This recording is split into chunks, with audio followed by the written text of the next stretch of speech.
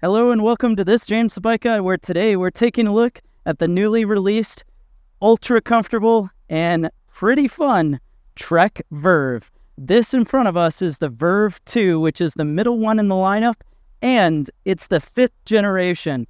So in this video, we'll talk about the features and designs of this bike, and consider, has Trek done enough to make the Gen 5 version actually better than the one before?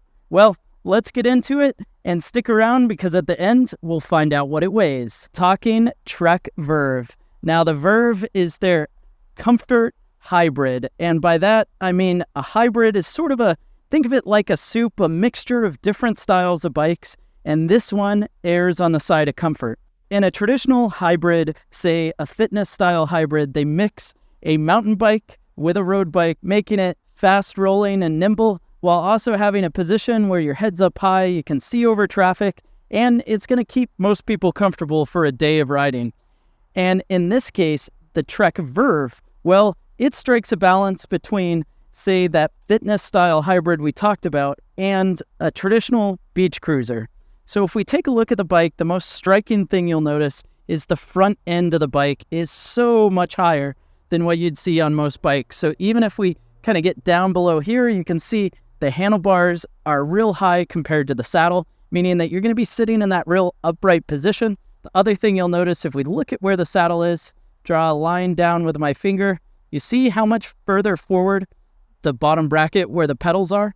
What that means is basically you've got this angle down to where the pedals are, meaning the saddle height can be lower in relation to your seat position compared to a fitness bike, which means both getting your feet on the ground at a stop, you can stay on the saddle much easier. It also means that in relation, that saddle height can be lower compared to the handlebar. And those changes wrap together to give a really upright and comfy position without the drawbacks of a beach cruiser. And some of those drawbacks would be weight. This is much, much lighter than a beach cruiser would be. It also gives you a pedaling position that's still more efficient than a beach cruiser. And you've got 700C wheels, which are a taller, higher diameter wheel, which is going to roll faster and more efficient than a traditional cruiser. Plus, the bike is just going to be way more fun for more types of riding. And they kind of build on the comfort of this bike by adding in an adjustable stem. So you see that little bolt right there? That's going to allow the stem to adjust up or down. Right now, the stem's kind of in a middle position, so it could go a little further down, or you could even get a couple more inches of height out of the handlebar to be upright and protect your back from discomfort. Now, speaking of discomfort, the saddle is the Bontrager Boulevard saddle, which is pretty comfy. It does have a nice width to it. A wider saddle is more capable on an upright bike because the way you're positioned, you're not going to have as much rubbing or chafing against the saddle. That's why you're seeing wider saddles on a bike like this than, say, the Trek FX fitness bike. But they're also equipping this bike with a suspension seat post. So we've got suspension right there. So on a bump, you'll have some compression out of the seat post. Of course, on video, I can't get it to compress all the way, but with your body weight on there, you certainly will be able to. Trek has also done quite a bit of updating for the frame. And that's one of the most major features or changes, I should say, of the Gen 5 version. All of the Trek Verve models are going to utilize the gold alpha aluminum, which is a shaped and butted tubing. Features like that adjustable stem and seat post are only on the Verve 2 and Verve 3. The Verve 1 omits those features to save a little bit of cost. But they operate using the same frame. And the reason I chose the low step version is because I think this is where we're going to see the biggest change in frame from 2024 to 25 going Gen 4 to Gen 5. So basically, this frame, being a low step, misses the bar that comes across up top. And that means that the engineers are really having to make a bike that, from a shape standpoint, is not going to be as strong as the traditional diamond-shaped frame, ride just as well as a diamond-shaped bike, and have that ability to step through. And that ability to step through, well, is really important because from here, if we take a look at my foot to get over, it's actually not that high to step all the way through. So if you've got some mobility requirements, that's going to be helpful. Also, if you've got a rack on the back carrying some gear, child seat, things like that, where you can't swing your leg over the back of the seat, huge upgrade. But the downside from that design standpoint is often the handlebar will feel slightly less connected to the rest of the bike than a traditional diamond-shaped bike. You get sort of that real hard bump in the road, and you'll feel like the handlebar shimmies just a little bit compared to the rest of the bike. But in the Gen 5 variant, gone a long ways of stiffening up the down tube with this much chunkier, kind of rectangular but still rounded tube, a huge junction on the head tube.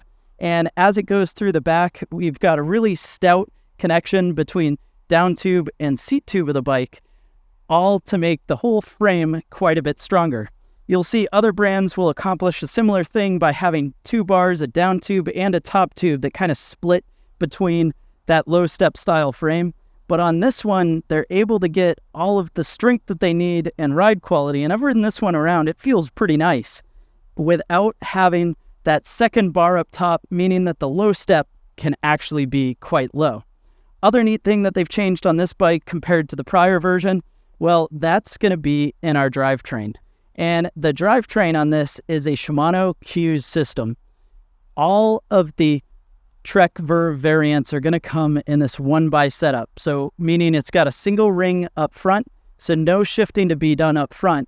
And then out back, we're going to have the full range via this 11 to 46 tooth rear cassette. And that cassette has a huge gear range operated by this rear derailleur, which is reminiscent of what you'd get on a mountain bike, so super durable. And it makes for a much cleaner and easier cockpit with just a thumb button to go to an easier gear and then an index finger to go to harder gear. All the shifting's done on one side. It's half the things to worry about, half the things to break, and just really clean. The other clean feature of this bike is how they're doing internal cable routing. So you see all the wires go straight in to the steer tube. By doing that, that allows both the bike to look clean and sleek, like the way it looks for sure, but it also means that those cables are entirely out of the way of getting snagged. Say when you put the bike on a bike rack, you lock it to a tree, a fence post, a picnic bench, what have you.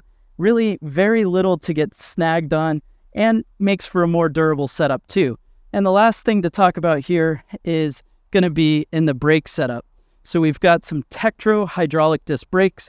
All of the Verve Gen 5 versions have disc brakes, but the hydraulic disc brakes that come on the Verve 2 and 3 are going to give you a little extra additional capacity and braking power, especially in rough conditions, but also a greater degree of modularity. Like in your car, when you press on the brake a little bit, it lightly starts stopping, and if you press really hard, it comes to a stop real fast. You've got a similar amount of control on the Verve. Well, now that we've taken a look at the features and designs of this bike, it's time to find out what it weighs. And the actual weight of a Trek Verve 2 in a size medium comes in and weighs 30 pounds, 12 ounces. Thanks for joining me to check out the 2025 Gen 5 version of the Trek Verve. Go ahead and let me know your thoughts down in the comment section below, and definitely browse the channel to see more videos like this to check out as well.